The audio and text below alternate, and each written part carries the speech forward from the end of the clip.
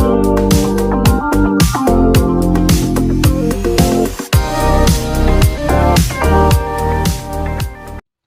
semua, salam sejahtera Malaysia. Selamat datang ke channel Fels Lifestyle. Bagi peminat politik ataupun bagi peminat Tan Sri Muhyiddin Yassin, peminat Perikatan Nasional, wajib tonton video ini. Wajib juga share video ini. Saudara-saudara, baru-baru ini kita tahu keputusan mahkamah untuk membebaskan beberapa pertuduhan yang dihadapi Tan Sri Muhyiddin Yassin berkaitan dengan satu case rasuah berjumlah Rm232,5 juta bagi Parti Bersatu, dan akhirnya setelah Tan Sri Muhyiddin Yassin bebas dari pertuduhan tersebut, akhirnya pendakwaan mengemuka 13 alasan dalam petition rayuannya terhadap keputusan Mahkamah Tinggi melepas dan membebaskan Tan Sri Muhyiddin Yassin daripada 4 tuduhan menggunakan kedudukannya untuk rasuah berjumlah Rm232,5 juta bagi Parti Bersatu. Artikel dari BH Online, pendakwaan beri 13 alasan rayuan keputusan bebaskan Muhyiddin. Nah, saudara-saudara yang amat dihormati semua, mungkin bagi penyokong Tan Sri Muhyiddin Yassin akan membackup habis-habisan Tan Sri Muhyiddin Yassin, manakala yang bukan menyokong Tan Sri Muhyiddin Yassin, yang mahu Tan Sri Muhyiddin Yassin ditangkap, sudah pasti akan berpihak kepada pendakwaan yang memberi 13 alasan rayuan keputusan bebaskan Muhyiddin. Saudara-saudara, dalam artikel ini, pendakwa raya yang bertindak selaku perayu dalam petition rayuan difailkan pada 19 September lalu, memohon Mahkamah Rayuan mengetepikan keseluruhan keputusan Mahkamah Tinggi dan memerintahkan supaya tuduhan terhadap Muhyiddin dihidupkan, dan apa-apa perintah lain yang difikirkan wajar dan adil. Dalam petition itu, pendakwaan menyatakan hakim terkhilaf dari segi undang-undang dan fakta apabila melaksanakan kuasa sedia ada secara sewenang-wenangnya untuk membatalkan tuduhan terhadap Muhyiddin yang dinamakan selaku responden. Menurut pendakwaan, sedangkan kes itu bukan kes yang sesuai bagi mahkamah berbuat demikian, di mana satu pendakwaan sudah dilakukan mengikut undang-undang. Pendakwaan berkata, hakim juga terkhilaf apabila membatalkan tuduhan berkenaan, sedangkan adalah pramatang di peringkat ini untuk menghalang pihaknya daripada mengemukakan keterangan relevan dan boleh diterima ketika perbicaraan melalui saksi dan keterangan dokumentari bagi membuktikan kes. Yang arif, Hakim Mahkamah Tinggi yang bijaksana terkhilaf membatalkan tuduhan terhadap responden. Sedangkan permohonan responden adalah satu penyalahgunaan proses mahkamah kerana ia adalah pramatang dan perbicaraan masih belum dimulakan.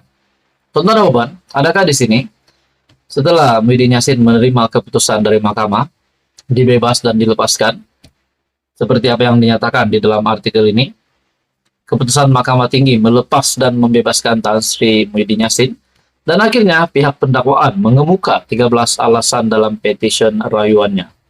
Adakah di sini Muhyiddin Yassin akan menang ataupun Muhyiddin Yassin akan kalah?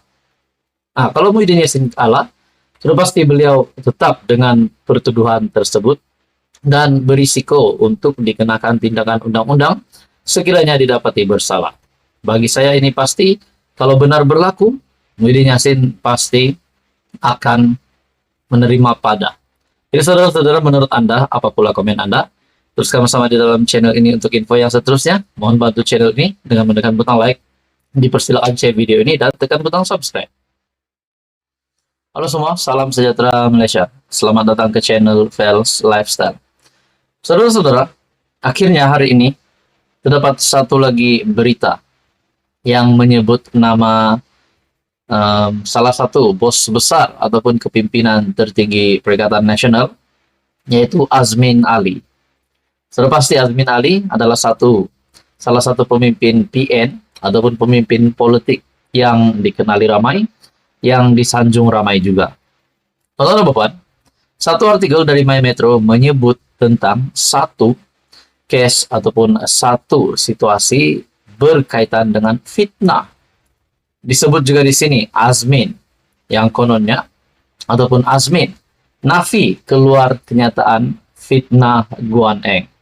Guan Eng adalah bekas Menteri Keuangan juga.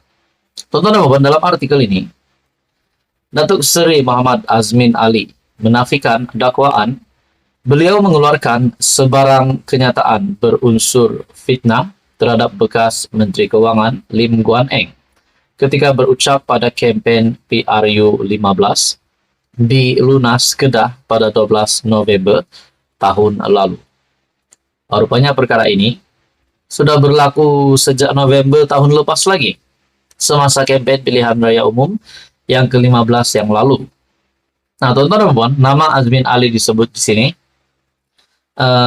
di mana dakwaan beliau mengeluarkan kenyataan yang berbau fitnah terhadap bekas Menteri Keuangan, yaitu Lim Guan Eng.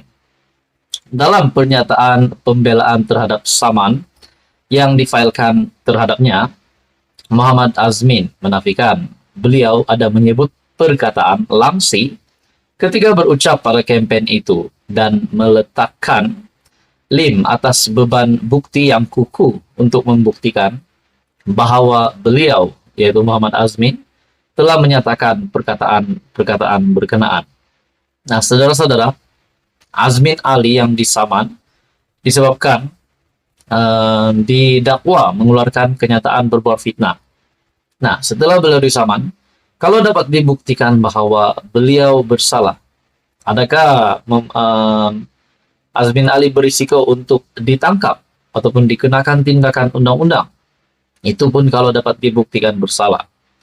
Dalam artikel ini lagi, defendant menegaskan bahwa defendant tidak pernah berniat untuk memfitnah plaintiff, bahkan hanya menyatakan perkara-perkara yang berlaku semasa plaintiff bersama-sama defendant menerajui Kerajaan Pakatan Harapan sejak Mei 2018 sehingga Mac 2020.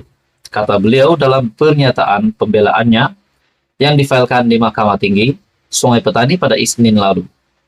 Dalam pernyataan pembelaan, bekas Menteri Perdagangan dan Industri itu berkata, beliau hanya mengkritik kerajaan pada masa itu dan Lim merupakan sebahagian daripada kerajaan berkenaan dengan dasar-dasar kerajaan yang digunakan pakai terhadap beberapa syarikat.